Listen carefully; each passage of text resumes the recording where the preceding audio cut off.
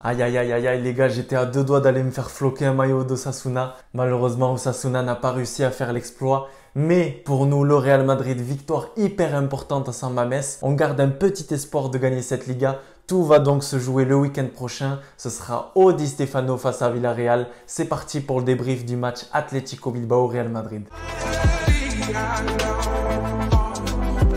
Bonsoir les Madridistas, j'espère que vous allez bien, c'est Nono. On se retrouve pour le débrief de cette victoire 1-0 face à cette équipe de l'Athletic Bilbao. C'était à San Mamés sur un but de Nacho. Nacho qui nous met un but du genou, un but improbable. Franchement, je ne pensais pas qu'on allait voir ce but. Je vais commencer tout de suite avec la composition de Zinedine Zidane. On retrouvait Thibaut Courtois dans les cages. Côté droit de la défense, c'était Odriozola, comme je vous le disais dans le before. Sa prestation ne m'a pas du tout dérangé. Honnêtement, je l'ai même plutôt trouvé en jambes. Ça fait plaisir de le trouver à ce niveau-là. Quand il ne fait pas d'erreur, c'est toujours pas Carvajal, c'est pas exceptionnel, mais c'est déjà plutôt pas mal de la part d'Odriozola. Dans l'axe central, je vous l'ai dit, on a vu encore une masterclass des deux défenseurs centraux que sont Nacho et Militao. Moi, franchement, Militao, vous le savez, je l'ai toujours défendu. Je vous avais montré. Il y a quelques mois, je disais qu'il fallait lui donner du temps de jeu. Quel match encore du Brésilien, quel match du défenseur. Aussi, Nacho qui vient nous sauver avec ce but en fin de match.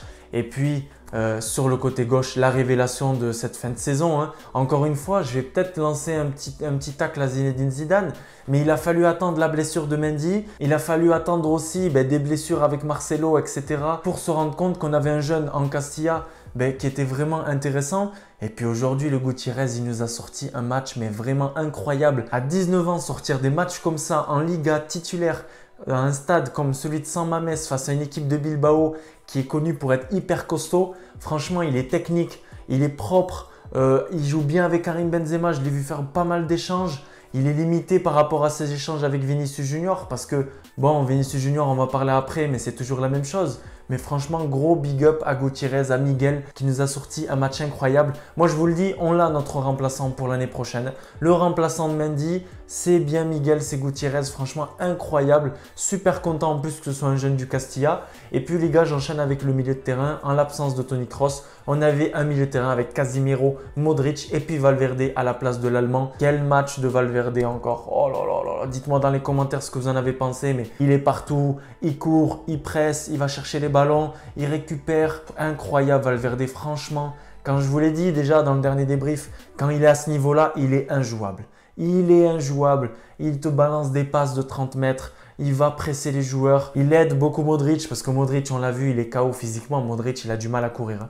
Je peux comprendre que ce soit la fin de saison, mais il est hyper fatigué Modric. Même si son match est plutôt convaincant, franchement, il est intéressant le match de Lukita. Et puis sur les côtés, sur les latéraux, c'était Rodrigo à droite et c'était Vinicius Junior à gauche. Moi, dans le before, je vous avais sorti en fait la même compo, sauf qu'à la place de Vini, je voyais Eden Hazard. Écoutez, le match de Vini, comme d'habitude, 0 tir, 0 but, 0 rien, 0 prise de risque.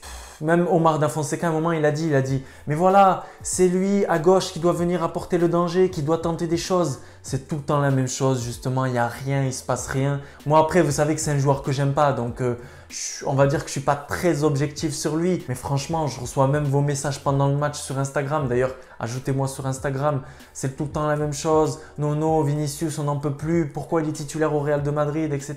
Zidane, je ne sais pas pourquoi par rapport à Hazard. Est-ce qu'il n'est pas encore prêt? Est-ce qu'il voit que Hazard, du coup, quand il rentre, il ne se passe pas grand-chose non plus? Je ne sais pas, mais à gauche, il nous faut du lourd parce qu'aujourd'hui, c'était assez faible, franchement.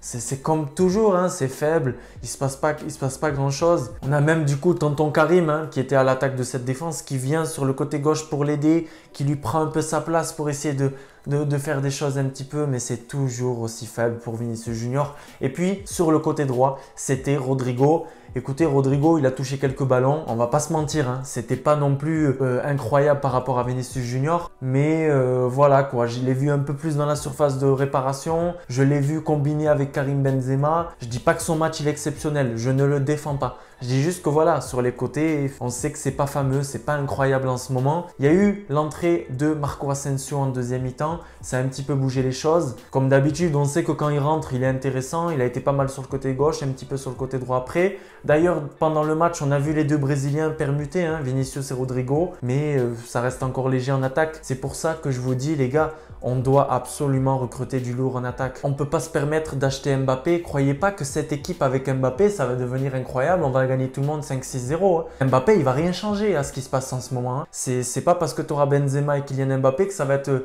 Real Madrid de folie, que tu vas avoir la même époque que la BBC, etc.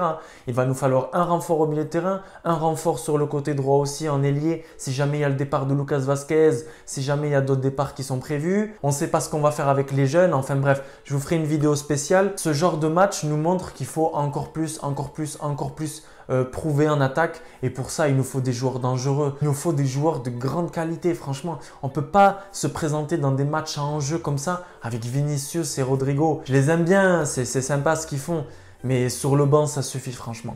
Et puis Karim Benzema qui a essayé, qui a provoqué, mais comme je vous l'ai dit, je l'ai trouvé souvent seul malheureusement, tonton Karim. Donc en général, une partie plutôt intéressante du Real Madrid avec une bonne défense, un milieu de terrain comme d'habitude hein, assez costaud. On sait que défensivement, encore une fois, on n'a pas encaissé de but. Karim Benzema en attaque, un peu solo comme souvent.